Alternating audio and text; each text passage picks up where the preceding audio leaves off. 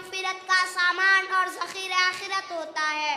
और खुद हाफिज़ कुरान, इसके वालिदैन और रिश्तेदारों का अल्लाह रब्बुल इज़्ज़त से एज़ाज़ की जानिब से एज़ाज़ व इकराम किया जाएगा। तो लीजिए हम हुफ़्फ़ाज़ का मकाम व मर्तबा और उन पर इनामात खुदावंदी को मंजूम शक्ल में समाअत करते हैं। इसके लिए मैं अव्वाबुर रहमान